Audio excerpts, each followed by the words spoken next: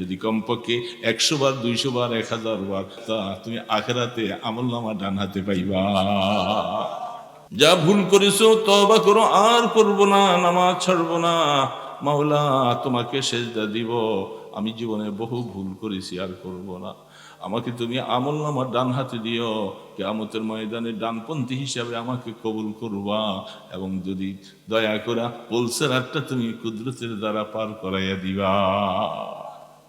তা না হলে বাবা উপায় নেই, কেউ বাঁচাইতে পারবে না।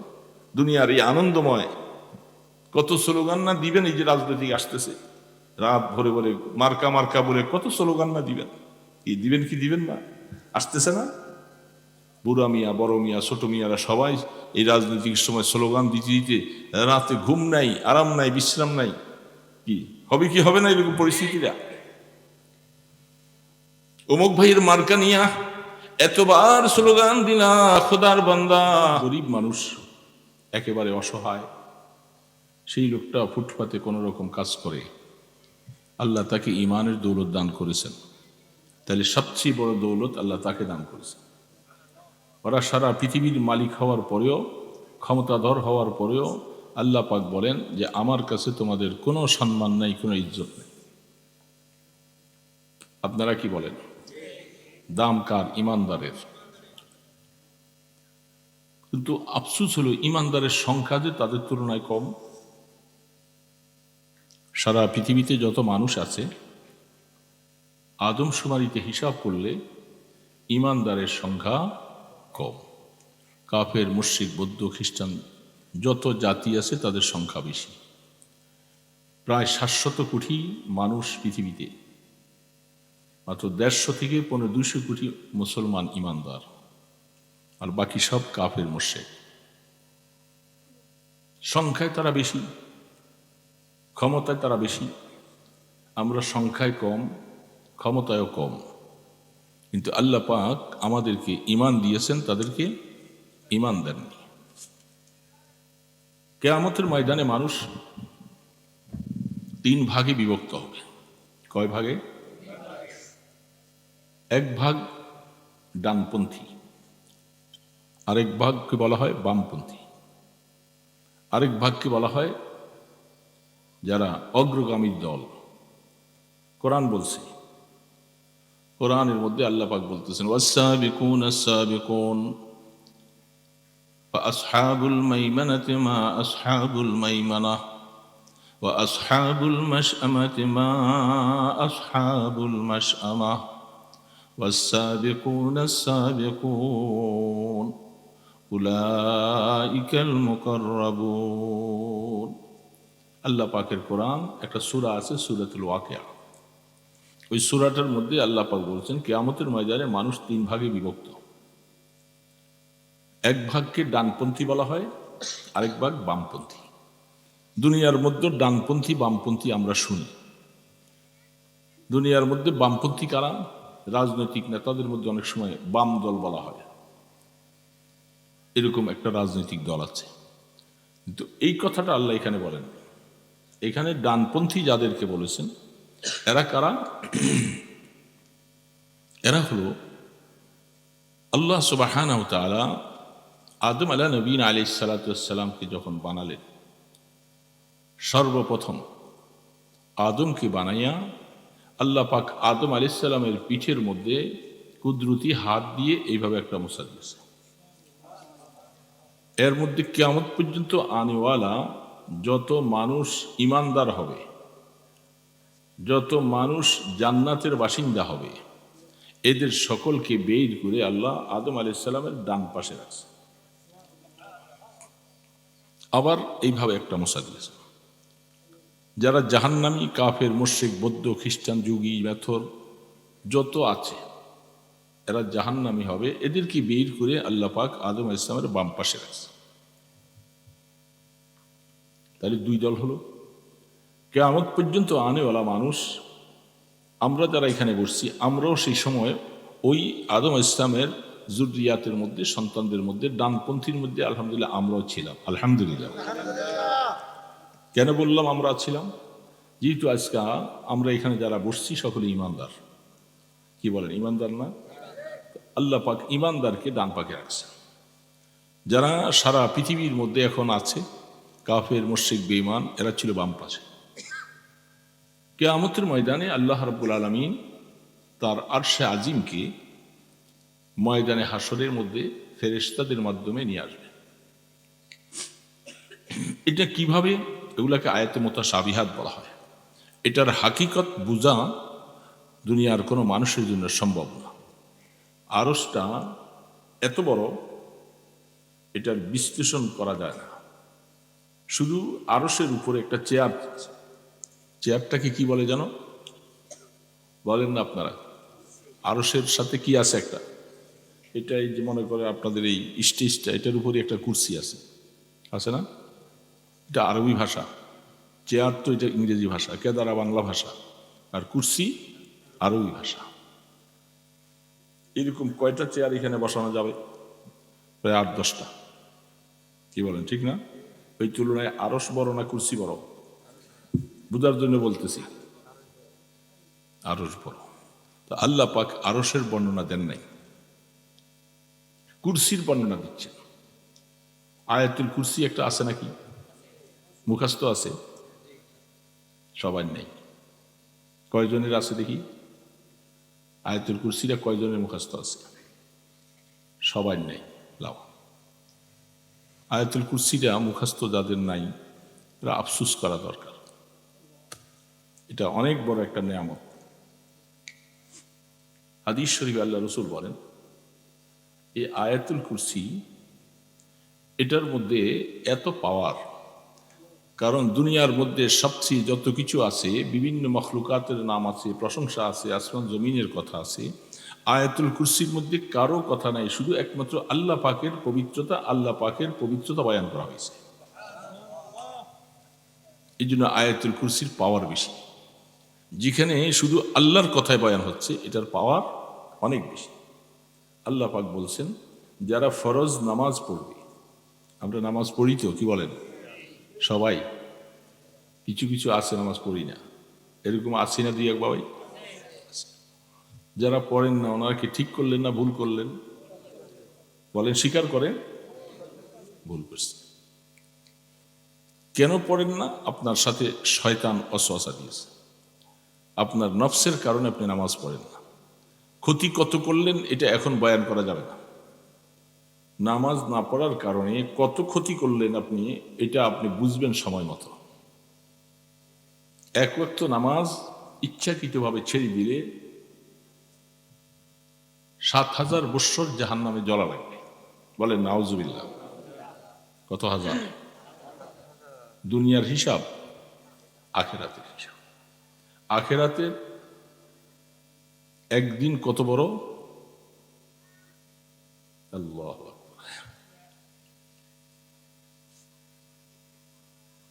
কোরআন শরীফে আল্লাহ পাক বলতেছেন, কাআলফি সানাতিন মিম্মা তাউদ্দুন। অন্য আয়াতে আছে 50,000 সানা। দুনিয়ার তোমার 50,000 বৎসরে, আখেরাতের একদিন। সুবহানাল্লাহ। হিসাব করা যাবে? দুনিয়ার এত হাজার বৎসর, আখেরাতের যদি একদিন হয়, সেই ওই হিসাবে 7,000 বৎসর জাহান্নামে জ্বলা লাগবে, শুধু এক ওয়াক্ত নামাজ ইচ্ছা করে ছেড়ে দিবে। কার ক্ষমতা আছে? যারা নামাজ ছেড়ে দিলাম, ক্ষমতা আছে? ক্ষমতা নেই। তাহলে ভুল কত করছি হিসাব আছে দোস্ত? ভুল কত করেছি এটার হিসাব নেই। এটার হিসাব মাওলা দিবে, তখন বুঝবেন। অবহেলা করে, অলসতা করে নামাজ ছেড়ে দিয়েছি। আল্লাহ পাক তো আপনাকে নামাজ আপনার উপরে ফরজ করেছেন কত বছর বয়সে? কত বছর বয়সে? 15 বছর বয়সে। 15 বছর বয়সে আপনার উপরে আমল নামা চালু হয়। আপনার গুনাহ করলে লেখা হয়, সওয়াব করলেও লেখা হয়। তার আগে আমল নামা চালু হয় না। যদিও নামাজ পড়তে 10 বছর বয়সে পড়তে বলছে, 7 বছরে শিখাতে বলছেন, কিন্তু শরীয়তের মাসালা হলো মানুষের হিসাব নিকাশ শুরু হবে কত বছরে? 15 বছরে। এই 15 বছর থেকে হিসাব শুরু। তার আগে দুইজন লিখনেওয়ালা ফেরেশতা, যেটা আল্লাহ পাক বলছেন, এই ফেরেশতা দুইজনকে এর আগে দেওয়া হয় না। যখনই বয়স 15 হয়ে যাবে, তার দুই কাঁধে, আপনার আমার দুই কাঁধে দুইজন ফেরেশতাকে নিযুক্ত করে দেওয়া হয়, যাদেরকে কি বলে বলেন তো? কিরামান কাতিবিনা ইয়ালামুনা মা তাফআলুন। তুমি যা করবা, যা বলবা, সব কিছু তারা লিখবে।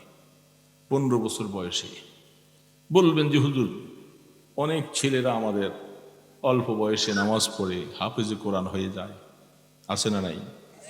7 বছর বয়স, 10 বছর বয়সে কোরআনে হাফেজ। তাহলে সে কত হাজার বার পড়লো। ওই লোকটার, এই ছেলেটার সওয়াব হলো কি হলো না বলেন?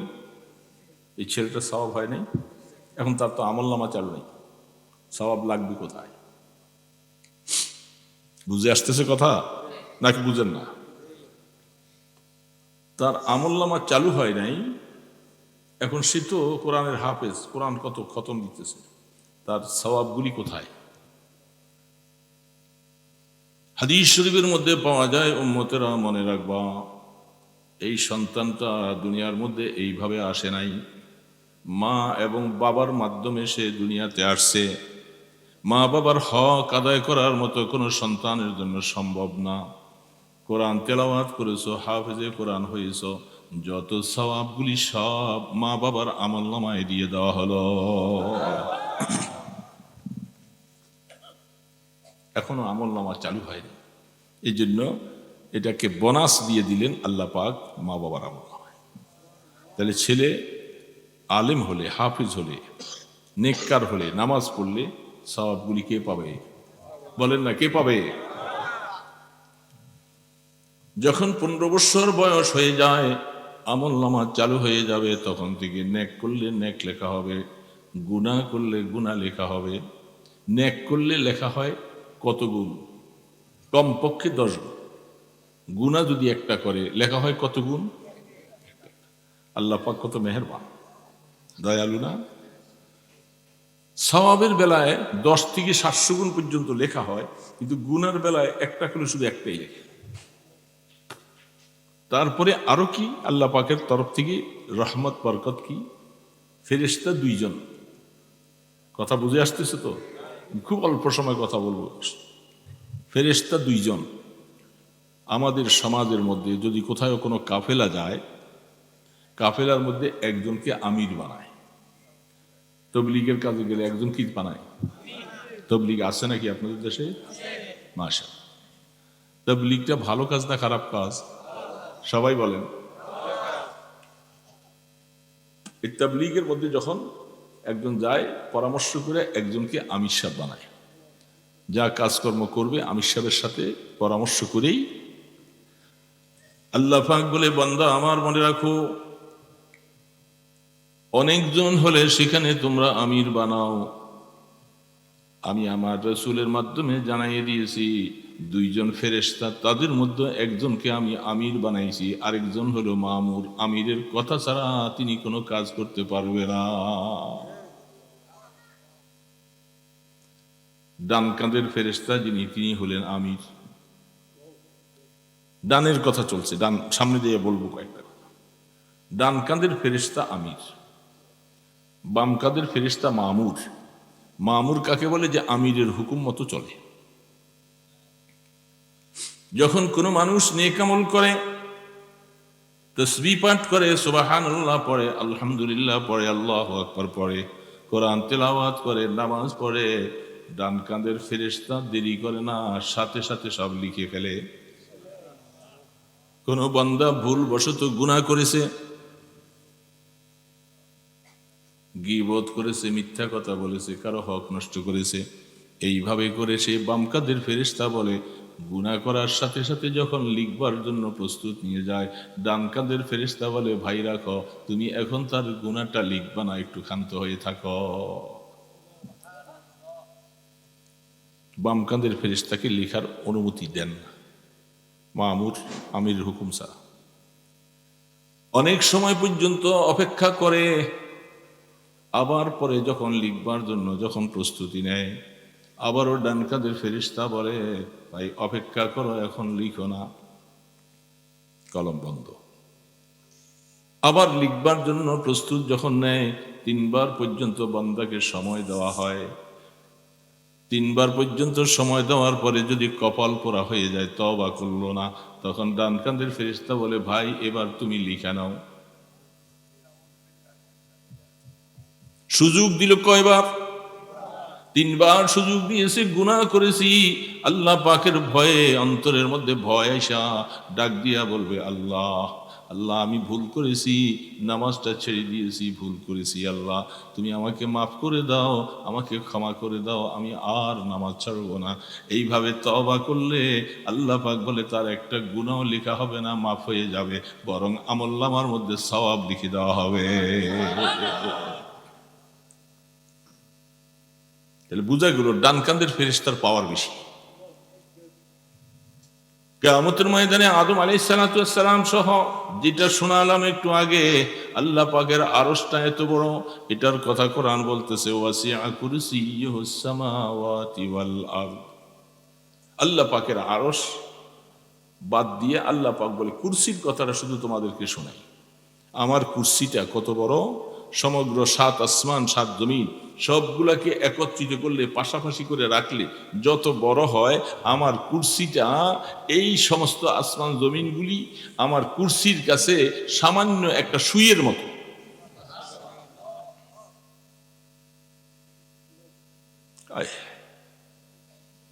একটা সুইয়ের মতো।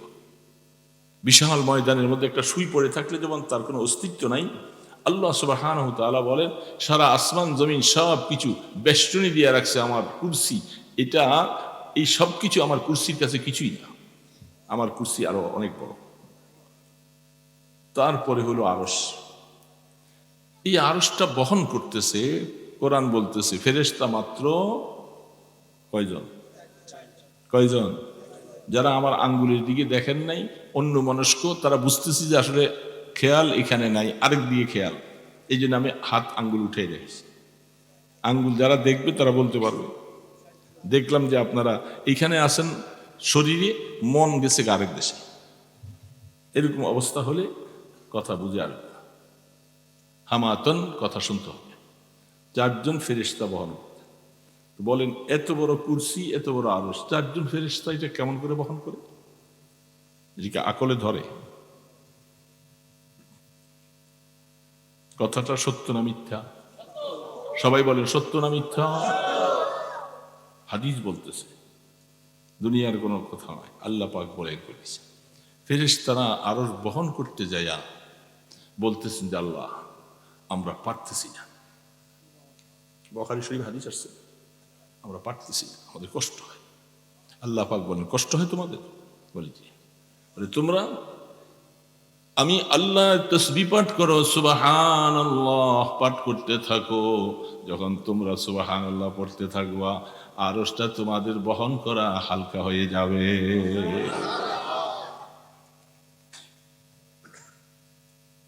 ব্যাপারটা বুঝছেন? সুবহানাল্লাহর পাওয়ার কত, সুবহানাল্লাহর পাওয়ার কত। ফেরেশতারা পড়তে শুরু করলেন, এখন আল্লাহ পাক, আরশটা হালকা হয়ে গেল, ফেরেশতারা শুধু ধরে আছে, আল্লাহ পাক কুদরতের মাধ্যমে আরশ। কিয়ামতের ময়দানে 8 জন ফেরেশতা আনবেন, এখন বহন করতেছে 4 জন, কিয়ামতের ময়দানে 8 জন আনবেন। ময়দানে হাসর কায়েম হবে ফিলিস্তিন, জেরুজালেম, মুলকে শাম। সেখানে যাইবেন তো নাকি? বলেন, যাবেন? বুঝে নেই কথা, বুঝে নেই। আরে যাওয়া তো লাগবে, আপনার বাঁচতে পারবেন না। কিয়ামত পর্যন্ত আদম আলাইহিস সালাম থেকে নিয়ে কিয়ামত পর্যন্ত যত মানুষ, ইমানদার হোক আর কাফের হোক, সবাইকে ময়দানে হাসরে উঠা, বলেন উঠা, তো উঠা লাগলে হিসাব নিকাশ, সেটা মিডল হবে পৃথিবীর। আল্লাহ পাক হিসাবের কার্যক্রম শুরু করবেন, এই জন্য সব মানুষকে যাওয়া লাগবে। পৃথিবীর প্রত্যন্ত অঞ্চলে থাকেন, সেখানে দৌড়তে থাকতে হবে ময়দানে, সারা পৃথিবীটা তখন ময়দানে হাসর হয়ে যাবে। আহা, এই জন্য যাওয়া লাগবে সেখানে ময়দান হাসর কায়েম। আল্লাহ পাক হিসাবের জন্য ডাকবেন। আরশের ডান পাশে, আরশের ডান পাশে আমাদের নবী মুহাম্মদুর রাসূলুল্লাহ সাল্লাল্লাহু আলাইহি ওয়াসাল্লাম, তিনি সবার আগে আল্লাহ পাক ওনাকে উঠাবেন। সবার আগে ইসরাফিল আলাইহিস সালাতু ওয়াস সালাম একটা ফু দিবেন, সারা পৃথিবীর মানুষ, পৃথিবীটা প্রলয় হয়ে যাবে, আসমান জমিন সব তুলার মতো উঠতে থাকবে, পাহাড়গুলি সব চৌচির হয়ে যাবে। এটা বিশ্বাস করেন তো? ইজা সামাউন ফাতারাত ওয়াইজাল কাওয়াকিবুন তাসারাত ওয়াইজাল বিহারু ফুজ্জিরাত ওয়াইজাল কুবুরু বু'সিরাত, সব কোরআন, সব শেষ হয়ে যাবে। সেদিন কেউ থাকবে না, শুধু থাকবে কে? বলেন কে? কুল্লু মান আলাইহা ফান ওয়া ইয়াবকা ওয়াজহু রাব্বিকা যুল জালালি ওয়াল ইকরাম। সব ধ্বংস হয়ে যাবে, আসমান নাই, ফেরেশতা নাই, কেউ নাই, শুধু একমাত্র আল্লাহ। শুধু একমাত্র কে? পৃথিবী প্রলয় হয়ে গেল। ইসরাফিল আলাইহিস সালাতু ওয়াস সালাম সিংহে হাত নিয়ে দাঁড়িয়ে আছে। ওয়ার্ডার হবে, আরেকটা ফু দিবে, সব মানুষ উঠবে। আল্লাহ পাক বললেন, জিবরিল তোমাকে তো সিংহে ফু দেওয়ার জন্য আমি বলবো, তবে এক কাজ করো, সিং ফু দেওয়ার আগে আমার বন্ধুকে উঠে নিয়ে আসো। আমার কে? বন্ধুকে বলেন না, বন্ধুকে? আমার বন্ধুকে নিয়ে আসো।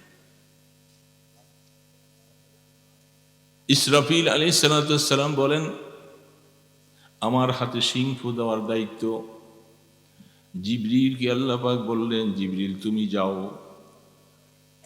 আমার বন্ধুকে সাথে নিয়ে বন্ধুর কাছে যাইয়া বন্ধুকে উঠাই নিয়ে আসো। বন্ধু উঠে আনার পরে তারপরে সিং ফু দেওয়া হবে। বন্ধুর ইজ্জত অনেক বেশি, তাকে ইসরাফিলের ফু দিয়া উঠানো হবে না, স্পেশাল ভাবে আমি আল্লাহ তাকে উঠাবো।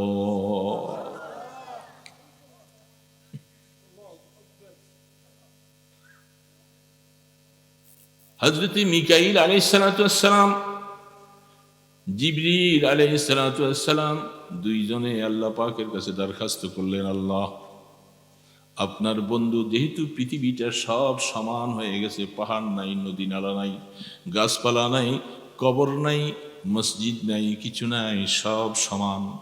এখন আল্লাহর পয়গম্বরের কবরটা কোন জায়গায় সেটাও তো আমি জানি না। মাটি সমান, কবরটা কোথায় বলবে? আল্লাহ পাক বললেন, জিবরিল জমিনের দিকে তাকাও, জমিনের দিকে তাকাইলে দেখবা একটা জায়গা থেকে নূরের ফানুস এইভাবে উপরের দিকে উঠতেছে। যেই জায়গা থেকে নূরের ফানুসের মতো উপরের দিকে উঠতেছে, ওই জায়গার মধ্যেই আমার বন্ধু আরাম করতেছে।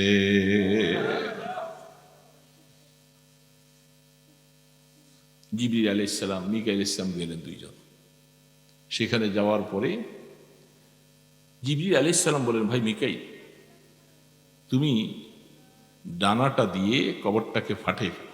আথারের কবর বিশাল করে বেষ্টনী দেওয়া, কবর ফাটিয়ে দাও। কবরটা ফাটিয়ে দিলেন। আল্লাহ রসুল আরাম করতেছেন কবরে। জিবরিল আলাইহিস সালাম বলে, মিকাইল তুমি ডাক দাও। মিকাইল আলাইহিস সালাম বলতেছে, আমি পারব, আমার সাহস হয় না, থরথর করে কাঁপতেছে, আমি ডাক। দুইজনে কথা কাটাকাটি। ইসরাফিল আলাইহিস সালাম জিবরিলকে বলে, মিকাইল আলাইহিস সালাম জিবরিলকে বলে, জিবরিল বলে তুমি করো। পরে আমি পারবো না। পরে বলতেছে, দেখো তুমি জীবনে পয়গম্বরের হায়াতে 24,000 বার তুমি তার কাছে গিয়েছিলা, তোমার সাথে সম্পর্ক গভীর, আমি পারবো না ডাক দিতে, ডাক তুমি দাও। কত হাজার বার? 24,000 বার। কোন কোন নবীদের কাছে একবার, কোন কাছে 10 বার, কোন কাছে 20 বার, কারো কাছে 100 বার। আর আমাদের নবীজির কাছে জিবরিল কতবার? 24,000। তিনি বলতেছেন কবরটা ফাটিয়ে দিলেন, ডাক দিতেছেন, কুম বিইজনিল্লাহ ইয়া রাসূলুল্লাহ, ওগো আল্লাহর হাবিব, আল্লাহ পাকের হুকুমে আপনাকে কবর থেকে উঠতে বলছে। আল্লাহর হুকুমে, আমার হুকুমে নয়। কার হুকুমে? আল্লাহ রসুল কবর মোবারক থেকে ইয়ামানি চাদর পরা, বেরু আওয়ার সে রাজবুর দে ইয়ামানি কে রোয়ে তুস্তে মারা জিন্দেগানি। রসুলকে যখন দাফন করেছে একটা ইয়ামানি চাদর পরিহিত করে দাফন করেছিলেন। রসুল কবরের মধ্যে জিন্দা, হায়াতুন নবী, জিন্দা চাদর পরে রসুল উঠলেন। উঠার পরে জান্নাত থেকে বোরাক নিয়ে গিয়েছিল, জান্নাতের পোশাক নিয়ে জিবরিল আলাইহিস সালাম দাঁড়িয়ে আছেন। তখন আল্লাহ রসুলের সামনে দিলেন, ইয়া রাসূলুল্লাহ, আপনি জান্নাতের পোশাকটা পরিধান করুন। জান্নাতের পোশাক কিয়ামতের ময়দানে সব উলঙ্গ থাকবে, কারো পরনে কাপড় থাকবে না। আম্মা জান আয়েশা বলেন, ইয়া রাসূলুল্লাহ, আমি আয়েশাও কি উলঙ্গ উঠব? লজ্জা লাগবে না? রসুল বলে, আয়েশা, আল আমরু কাযালিক, কিয়ামতের ময়দানের ভয়াবহতা এমন কঠিন হবে, কার পরনে কাপড় আছে না নাই দেখবার মতো সময় পাবে না। কঠিনতম অবস্থা হবে।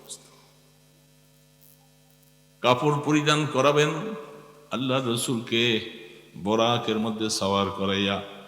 জিবরিল এক পাশে, মিকাইল আরেক পাশে। জান্নাত থেকে মদিনার থেকে চলছে মুলকে শামের দিকে, ময়দানে হাসরের দিকে।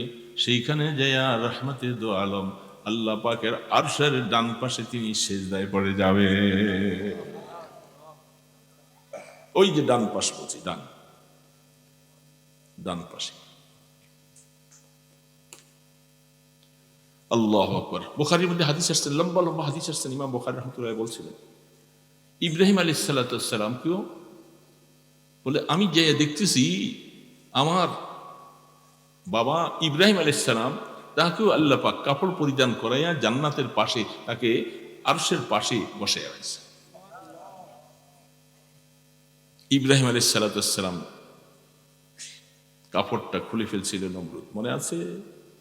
নমরুদ পয়গম্বর ইব্রাহিম সালাম কাপড় খুলে ফেলছিল। যখন শরীরের কাপড়টা খুলে ফেলে, ইব্রাহিম আলাইহিস সালাতু ওয়াস সালাম চোখের পানি ছেড়ে কাঁদতেছে। নমরুদ বলতেছিল, আরে ইব্রাহিম মনে হয় ভয় পাইছে, চিতার ধর্ম ছেড়ে দিবে, আমাদের ধর্ম বুঝি কবুল করবে, যাও জিজ্ঞাসা করো কেন কাঁদতেছে। ইব্রাহিম আলাইহিস সালাম বলতেছে, ওরে কাফেরের বাচ্চা নমরুদ মালাউন, আমি আগুনের ভয়ে কান্দি না, শুধু কান্দি আমার ইজ্জতটা নষ্ট করে দিলা, সব মানুষের সামনে আমাকে হাত পা বেঁধে লজ্জাস্পদ করলা, এইভাবে আমার কাপড়টা খুলে ফেললা, এই জন্য আমি কাঁদতেছি। আল্লাহ পাক বলেন, এই যাও যাও, আমার ইব্রাহিমকে এত মানুষের সামনে যখন লজ্জিত করলা, ময়দানে হাসরে কারো পরনে কাফন নাই, আমার নবীর পরনে আর ইব্রাহিমের পরনে আমি জান্নাতের পোশাক পরাইয়া দিব।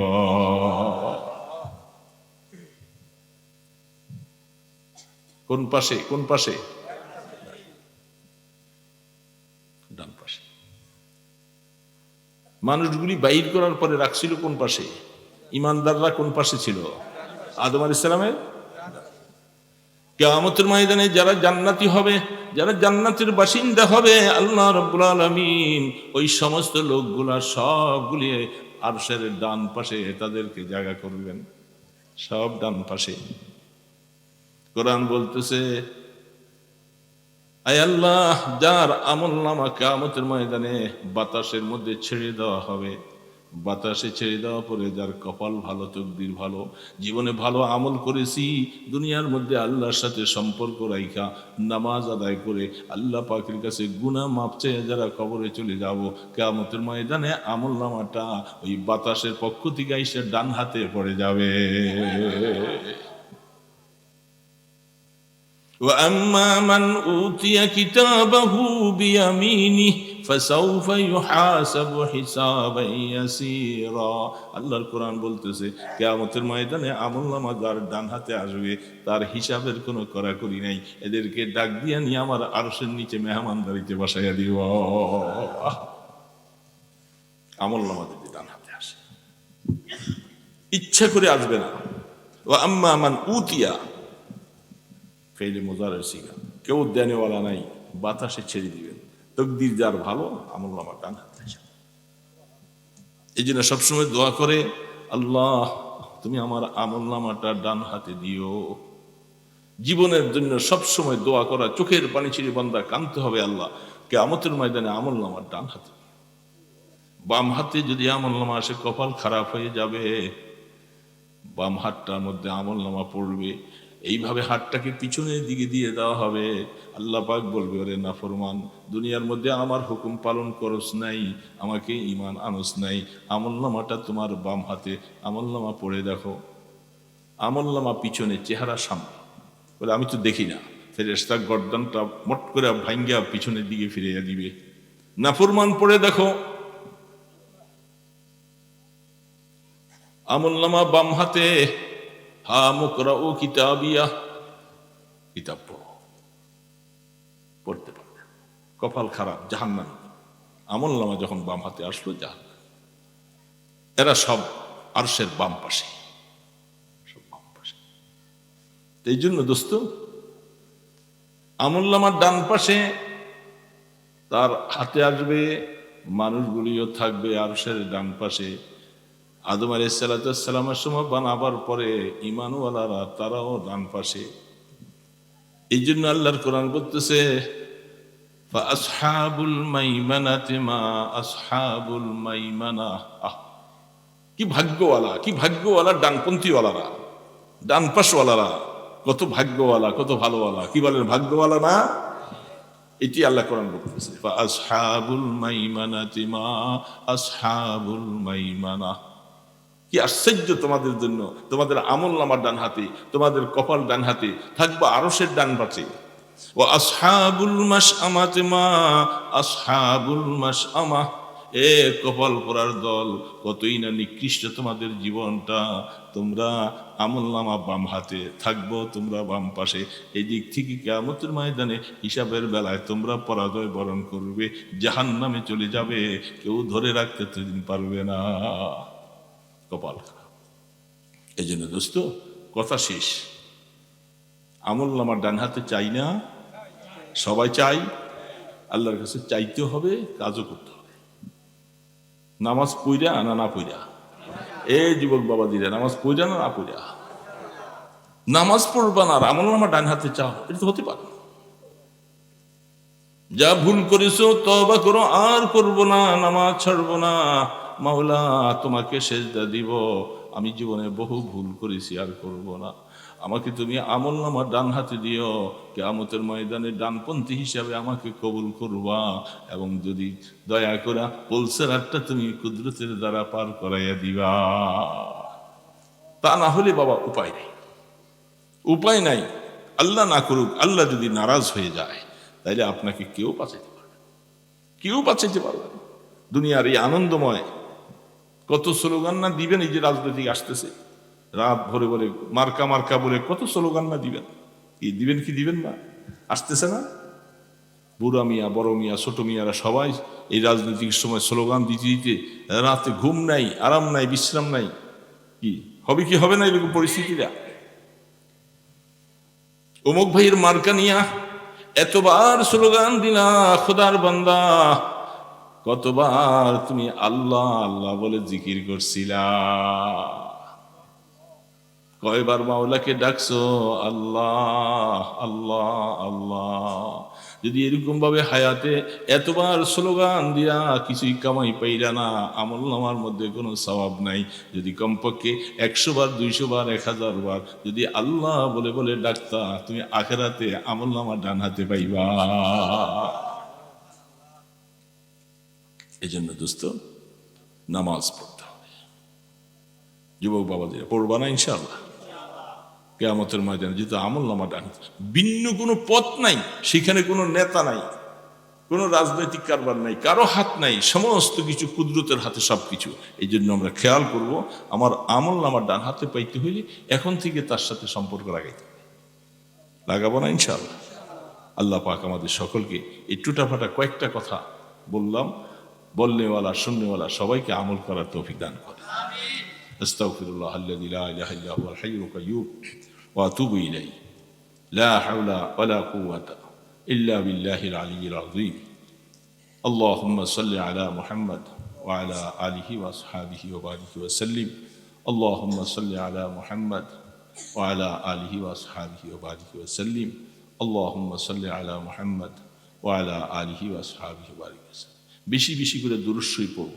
আসরের পরে মাগরিবের আগে তসবিহ হাতে নিয়ে সাল্লাল্লাহু আলাইহি সাল্লাম সাল্লাল্লাহু আলাইহি সাল্লাম কমপক্ষে 100 বার, 200 বার, 1000 বার পারবো না চেষ্টা করলে?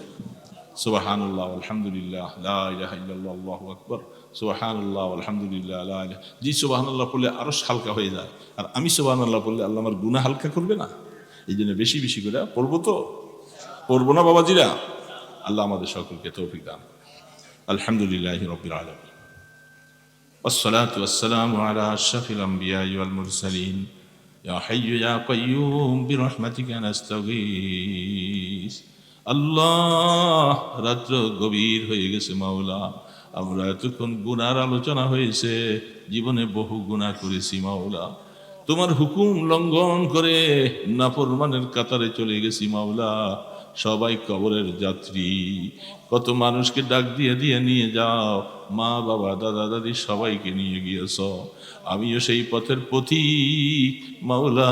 ডাক দেওয়ার আগে জীবনের গুনাহগুলি মাফ করে দাও আল্লাহ, গুনাহ থেকে পাক করে দাও, গুনাহ নিয়ে কবরের ডাক দিও না আল্লাহ, কবরে নিয়ে আমাদেরকে মাইরো না, কবরটা আগুনের গর্ত বানাই দিও না আল্লাহ, কবরের সাথে জাহান্নামের যোগাযোগ করে দিও না, কবর কি জান্নাতের টুকরা বানাই দিও, কবরের সাথে জান্নাতের যোগাযোগ করে দিও আল্লাহ। কিয়ামতের ময়দানে মাথার উপরে সূর্যের তাপ প্রখর হয়ে আল্লাহ মগজ খসে যাবে, সেই দিন আরশের নিচে একটু জায়গা দিও আল্লাহ। আল্লাহ আমলনামা ডান হাতে দিও গো আল্লাহ, আমাদের আমলনামাটা ডান হাতে দিও। এ মাওলা, হিসাবের কড়াকড়ি করো না, হিসাব চাইলে দিবার মতো কোনো শক্তি আমাদের নাই আল্লাহ। আমাদের মা বাবাকে মাফ করে দাও, দাদা দাদি নানা নানি শ্বশুর শাশুড়ি ভাই বোন সবাইকে মাফ করে দাও, যারা কবরবাসী হয়ে গেছেন সবাইকে মাগফিরাত দান করে দাও, যারা বেঁচে আছেন তাদের জীবনের গুনাহ মাফ করে দাও। আমাদের ছেলে মেয়ে বিবি বাচ্চা সবাইকে দিনদার বানিয়ে দাও, নামাজি মুত্তাকি বানিয়ে দাও আল্লাহ। আমাদের ঘরে কোনো বেনামাজি দিও না আল্লাহ, সবাইকে নামাজি বানাইয়া দিও আল্লাহ। এই সমাজটাকে নামাজির সমাজ বানাইয়া দিও ইয়া আল্লাহ। মাদ্রাসা কবুল করে লাও, দানকারীদেরকে কবুল করে লাও, মাদ্রাসার অসমাপ্ত কাজগুলোকে সমাধান করে দাও, হাফিজে কোরআন ছেলেটাকে আলেমে হক্কানি বানিয়ে দাও আল্লাহ। এলাকার মধ্যে নূরের হাওয়া চালু করে দাও আল্লাহ। ইয়া আল্লাহ, আমাদের দুরুদ ও সালামের হাদিয়া সোনার মদিনায় পৌঁছাইয়া দাও আল্লাহ। আপনার হাবিবের উসিলায়, ইসমে আজমের উসিলায় দোয়াগুলাকে কবুল করে লাও।